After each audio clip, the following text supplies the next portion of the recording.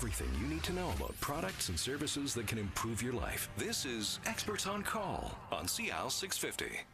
Welcome back to Quay Pacific Strata Life on CL 650. I'm Tony Giovento, the Executive Director of the Condominium Homeowners Association, and I'm your host. And we're joined in studio in this segment with Caleb Donald and Dave Shepard from CanStar Restorations. Welcome to you both. Thank you. We're going to talk about what happens when things go badly. And, every building and every strata at some point over a 10 or a 20-year cycle ends up having a flood, a fire, a disaster, something that occurs in their building. And so Dave, what happens?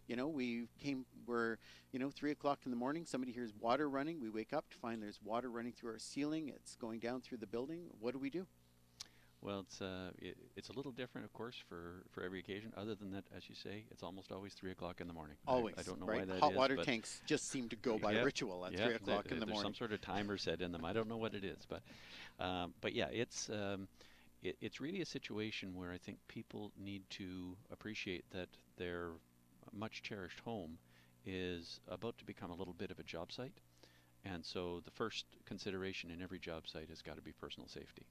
So you're now in a situation where your floor that was not wet before is now a slipping hazard. So you have to be very careful with that. Keep your shoes on. It's all going to wind up being cleaned anyway. So keep your shoes on. You need to, as soon as it's safe, you need to shut off the water. Which, presuming in this case that it is a water claim of some sort, you do need to get in, try and shut off the water. Hopefully you know where your water shutoff is, and that's something we can talk about later on. But then it's really now looking around and trying to consider, once I'm safe, once I've made sure there's no electrical hazard or slipping hazard, that everybody is looked after, everyone knows that it's going on, then I need to look around, and are there personal possessions that need particular attention? Are my photo albums sitting in water? Your furniture in the water is one thing. Photo albums, honestly, there's a lot of things we can do to try to restore some of those collectible items or extremely personal items. But photos are one of those things that it's a little more difficult. Things like furniture, you want to be careful that the stain in the table legs doesn't leach into your carpet, or that creates a very difficult stain for us to get out. What you can do is take, Caleb, a garbage bag or something like that would work. Tin foil if you don't have anything else. Just something to keep the two from being in direct contact. Styrofoam's also a good thing. If you can find any of that, put the styrofoam underneath because it won't absorb any water at all. Keep it up off the water. Keep it up off the floor. Assuming that the water is not knee-high at this point. Yeah, that's important. and actually, Caleb had an earlier point on that. If the water is sufficiently high that it looks like it's coming in contact with anything electrical, be extremely careful about that. There's a great hazard for that kind of thing to happen. What we have is a pen, and we can literally take it to the water to see if there's a current in it. Right. That's what we do at CanStar before we enter any situation like that. It's a safe environment. Right.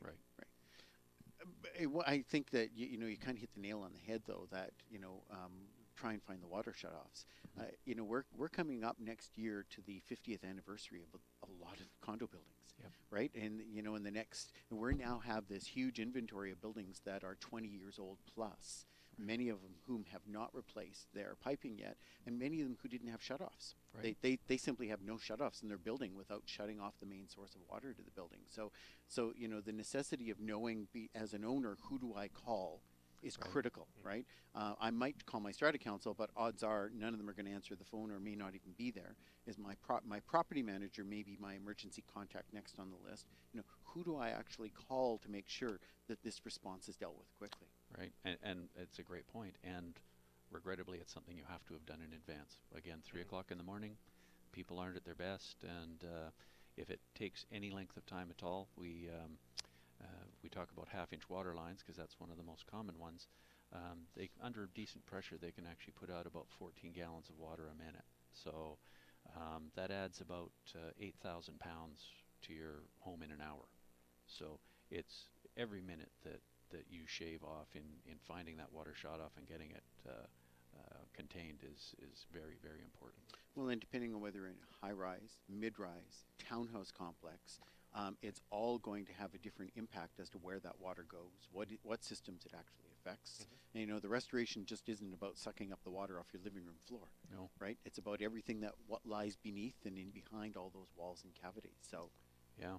Well, very much so. And of course, as you mentioned, in the multi-level homes or the multi-level buildings, water drops. It'll just keep going until it finds a place that it can't penetrate. So that hour that it takes to shut it off might mean that it goes down 4 floors instead of 1. Right. Yeah. Sewage backup is another issue in buildings, and I'm not in sewage back. We often talk about sewage backup in kind of the gruesome side, but in a lot of buildings that have, in most high-rise buildings, apartment buildings, even some townhouse buildings, they have collective drainage systems. So even a backup through your sink or through your washing machine, right, the discharge, that backup can affect a number of units throughout the building. And it's not clean water anymore either. That's another problem. No, it's a huge problem. The contamination and cross-contamination is a big issue. It's one of the things when you get a little bit of contaminated water, and it can be contaminated for a number of reasons, in your home. You don't want to be walking out into common areas or walking around, because now you're spreading that contamination. Other people walk on it, walk into their homes, and there's some really serious health threats that can come out of that kind of thing. And not only that, when you do see that situation where it is definitely most times sewage contaminated, you can see it. Right. Don't walk around with bare feet in it. Yeah. This is you need to be safe when you're dealing with something like this. And again, like David's point, there's so many different diseases and different things that you can get from this kind of water too. Yeah. Not anything anybody wants to wake up to, but it happens to all of us at some point. So we've had a flood. Our buildings got a serious problem. There's water running through my ceiling. It's running through my neighbor's ceiling. We've called the management company. They've called you guys, the restoration company. What happens? What goes into gear? So we would dispatch a flood crew. Pretty much most restoration companies can respond 24/7. So we're all ready for that. We have the people, the trucks, the equipment. So we're going to arrive on site. There's paperwork with every job. There's paperwork. Right. So there's going to be something, hopefully explaining the process, that you'll probably be asked for an authorization to work in your unit or in the building. There are quite often, going back to safety again, there's generally a safety disclosure of some sort, just saying, there are now going to be cords running throughout your building. They present trip hazards. Certainly, you're going to have slip, all sorts of issues like that. So generally, we'll start with that once we arrive. We will probably ask you to remove your money, jewelry, valuables, because those are better in your possession than ours. We're going to, Caleb did a 90-unit strata flood last year. We're going to be handling 90 people's belongings. We're going to keep it straight, but who wants to be wondering about where your jewelry went? Why take that chance? Yeah. Right. Yeah. So take all the precautions you can with your valuables. Right. We're then we will, of course, extract water, and of course people try and do it with a shop vac, and always appreciate whatever they can do in that way, but it's not like the equipment we use. So restoration companies have very specialized equipment. We can extract a lot more water, and that's the first phase of getting water out, is to extract the physical water that we see. It's generally about half of the water that's going to be found. The rest is in the air, in the crevices, in your neighbor's place, wherever it might be. So we would then, once that water's out, then we would install restoration equipment. So dehumidifiers, air scrubbers if there's an odor, fans. You'll see a lot of fans. Also, jumping into that, what we do is we'd map it out, and we would use different items to determine how far the water's gone. You'd normally have, like David said, you would have one technician, it depends on how large the loss is, extracting that water, but you'd have another technician that's now finding out where that water went. We can't leave any water behind, because then there could be potential problems in the future. Once that happens, we then put in the equipment, and there's a science to that. Per the square footage, the cubic meters of air, we would put in the proper amount of equipment to dry it as quickly as possible and as efficiently as possible.